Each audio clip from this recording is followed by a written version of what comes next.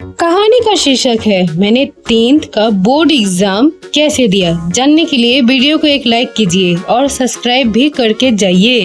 जब मैं 9th में थी तभी से ही मुझे 10th का चिंता सा सताने लगा था।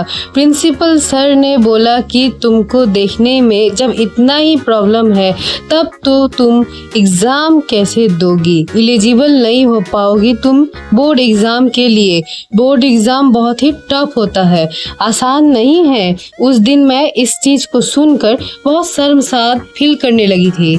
अब क्या होगा, कैसे सब कुछ सुधरेगा, देख नहीं सकते हैं तो क्या करें।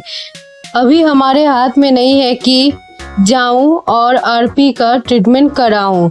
मैंने सर से कहा कोई नहीं सर, अगर आप कुछ कर देंगे तो शायद मेरा एग्जाम हो जाए। सर ने मुझे दूसरे ही दिन बोला कि तुम मुझे अपना विजुअल डिसेबिलिटी सर्टिफिकेट सबमिट कर दो, तब मैं बोर्ड से अपील करूंगा कि वो लोग तुम्हारे लिए शायद कुछ हेल्प करे। सर की ये बातें सुनने के बाद मैं तो सोची कि ये कौन सा सर्टिफिकेट है, भला आंखों की भी कोई सर्टिफिकेट होती है क्या।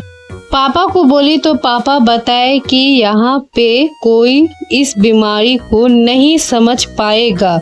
जब कोई समझेगा ही नहीं तो सर्टिफिकेट तुम्हारे लिए कौन बना के देगा। तुम अपनी डॉक्टर सर्टिफिकेट दे दो, उससे तुम्हारा एग्जाम में कुछ हेल्प हो जाएगा। रुको, मैं तुम्हारी सर से कल बात करता हूँ, पापा ने कहा। तब पापा ने सबसे पहले मेरे प्रिंसिपल सर से जाकर बात की और उसके बाद मेरे डॉक्टर से बात की। डॉक्टर ने बोला कि मैं एक सिंपल सा प्रिस्क्रिप्शन बना देता हूँ जिसमें उसकी सारी चीजें आसानी से लिखी हुई होगी, जिससे उसको बोर्ड में हेल्प हो जाएगा।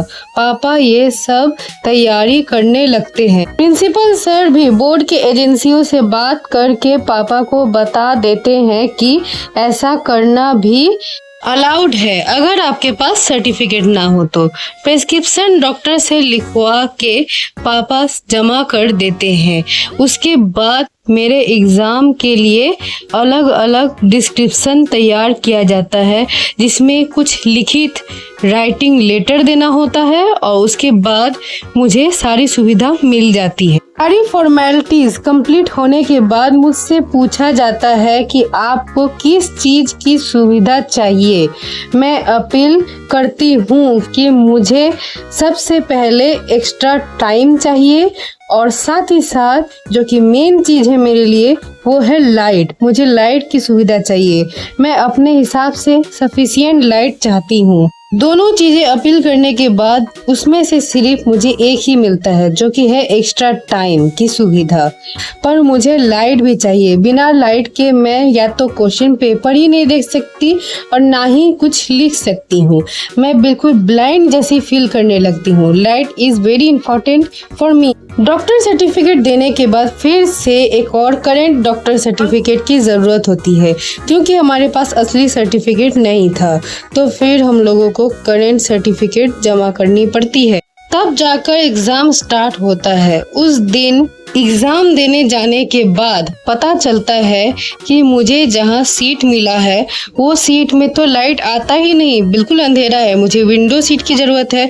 अगर आप लोग लाइट की सुविधा नहीं दे सकते तो लाइट की सुविधा तो मिली ही नहीं, पर मुझे विंडो सीट दिया जाता है। वो विंडो सीट जबकि मेरी नहीं थी, वो किसी और की थी, एक्सचेंज करा दी जाती है।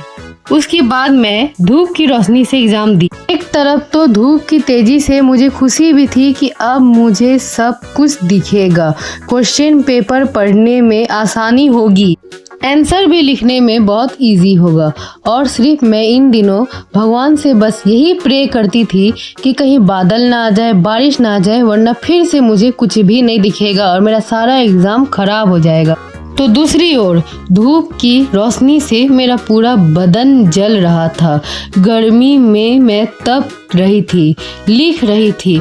मुझे ऐसा लग रहा था कि आज तो मैं किसान बन गई हूँ, खेत पे मजदूरी करने के लिए आई हूँ।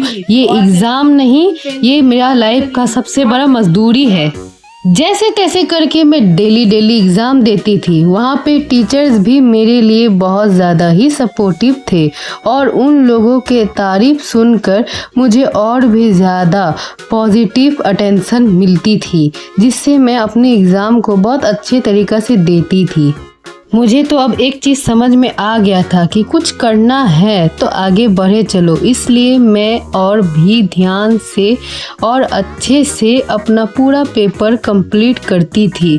सब कुछ मेरे अच्छा गए।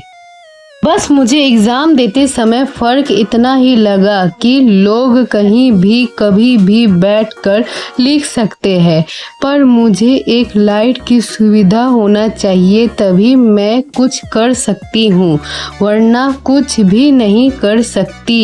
इस एग्ज़ाम के बाद मुझे अपना जीवन में हर चीज़ों की अहमियत और अनुभव हो गई कि कितना जीवन मेरा टफ है। कभी कभी ऐसा भी लगता है जहाँ मेरा मम्मी पापा हेल्प नहीं करे वहाँ मैं कुछ भी करने के लायक नहीं। वहाँ मुझे एग्ज़ाम हॉल में बहुत से बच्चे परेशान भी करते थे, विंडो बंद कर देते है ऐसा बोलकर बार बार मुझे परेशान करते थे।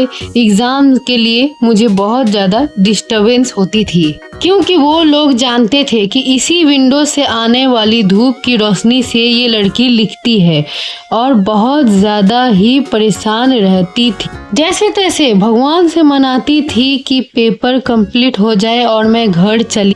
उम्मीद है आप लोग को ये स्टोरी अच्छी लगी होगी।